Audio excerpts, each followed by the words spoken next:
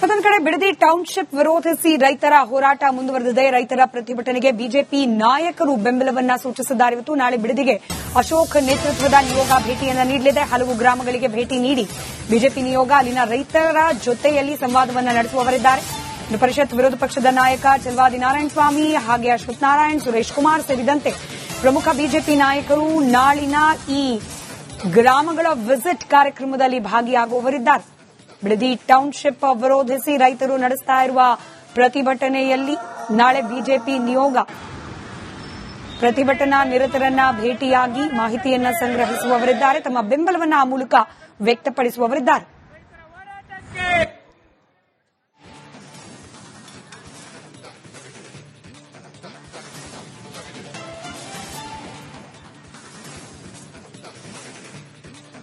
ನೋಡಿ, ಗೃಹಲಕ್ಷ್ಮಿ ಗ್ಯಾರಂಟಿ ಫಲಾನುಭವಿಗಳಿಗೆ ಒಂದು ಶಾಕ್ ಎದುರಾಗಿತ್ತು. ಪರಿಷ್ಕರಣೆ ಮಾಡ್ತಾರೆ ಏನಾಗ್ಬಿಡ್ತು ಅಂತೇಳಿ. ಆದ್ರೆ ಯಾವುದೇ ಸಮಸ್ಯೆ ಆಗೋದಿಲ್ಲ, ಗ್ಯಾರಂಟಿ ನಿಲ್ಲೋದಿಲ್ಲ ಅಂತೇಳಿ ಸಿಎಂ ಡಿಕೆ ಶಿವಕುಮಾರ್ ಅವರು ಹೇಳಿಕೆಯನ್ನು ನಿನ್ನೆಷ್ಟೇ ಕೊಟ್ಟಿದ್ರು. ಈಗ ಇನ್ನು ಗೃಹ ಜ್ಯೋತಿ ವಿಚಾರವಾಗಿಯೂ ಕೂಡ ಒಂದು ಕಡೆ ಗ್ಯಾರಂಟಿ ಯೋಜನೆ ಪರಿಷ್ಕರಣೆ ಆಗ್ತಾ ಇದೆ. ಅನರ್ಹ ಫಲಾನುಭವಿಗಳಿಗೆ ಮಾತ್ರ ಕೊಡಲಾಗುತ್ತೆ ಅಂತೇಳಿ ಬೆಂಗಳೂರಲ್ಲಿ ಸಚಿವ ಕೆಜೆ ಜಾರ್ಜ್ ಅವರು ಹೇಳಿಕೆಯನ್ನ ಕೊಟ್ಟಿದ್ದಾರೆ. ಪ್ರತಿಪಕ್ಷಗಳು ಗ್ಯಾರಂಟಿಗಳನ್ನ ವಿರೋಧ ಮಾಡ್ತಿದ್ದಾರೆ. 3 ವರ್ಷಗಳ ನ್ಯೂನತೆ ಸರಿಪಡಿಸೋದಾಗಿದೆ. ನಮ್ಮ ಶಕ್ತಿ ಪಕ್ಷದಿಂದ ಗ್ಯಾರಂಟಿ ಕೊಡ್ತಾ ಇದ್ದೀವಿ ಅಂತ ಬೆಂಗಳೂರಲ್ಲಿ ಸಚಿವ ಕೆಜೆ ಜಾರ್ಜ್ ಅವರು ಹೇಳಿಕೆಯನ್ನ ಕೊಟ್ಟರು. ನೋಡಿ, ಗ್ಯಾರಂಟಿ ಪರಿಷ್ಕರಣೆ ಆಗ್ತಾ ಇಲ್ಲ. ಯಾರು ಅನರ್ಹರಿದ್ದಾರೆ ಅವ್ರನ್ನ ತೆಗೆದುಹಾಕುವಂತ ಒಂದು ಪರಿಷ್ಕರಣೆ ಮಾತ್ರ ಮಾಡ್ತಾ ಇದ್ವಿ. ಆ ವಿಚಾರದಲ್ಲಿ ನಾವು ಈಗಾಗಲೇ ಚರ್ಚೆ ಮಾಡ್ತಾ ಇದ್ದಾರೆ. ಕೊನೆಯದಾಗಿ ಮುಖ್ಯಮಂತ್ರಿಯವರು ಕೂತು ಫೈನಲೈಸ್ ಮಾಡಿ ಕ್ಯಾಬಿನೆಟ್ ಅಲ್ಲಿ ಅದು ತಂದು ಅದು ಫೈನಲೈಸ್ ಆದ್ಮೇಲೆ ನಿಮಗೆಲ್ಲ ಸವಿಸ್ತಾರವಾಗಿ ಕಾಕಾಪಟ್ಟಿನ ಆ ತರದಿಲ್ಲ. ನಾವು ನೋಡಿ ಕೇಳಿ ವಿರೋಧ ಪಕ್ಷದವರು ಆರೋಪ ಮಾಡೋದು ಮತ್ತೆ ಹೊಗಳಿತಾರಾ?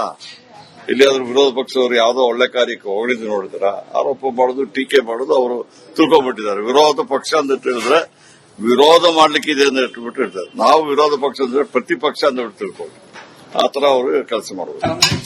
ನೋಡಿ, 3 ವರ್ಷದಿಂದ ಯಾವುದೇ ಒಂದು ಪದ್ಧತಿ ಅದು ಪ್ರಾರಂಭ ಮಾಡಿದ ಮೇಲೆ ನಮ್ಗೆ ಕೆಲವು ನ್ಯೂನತೆಗಳು ಗೊತ್ತಾಗ್ತದೆ. ನ್ಯೂನತೆಗಳನ್ನ ಸರಿ ಮಾಡಲಿಕ್ಕೆ ಮಾಡ್ತಾ ಇದ್ವಿ. ಅದು ನಿರಂತರವಾಗಿ ಆಗುವಂತ ಕೆಲಸ.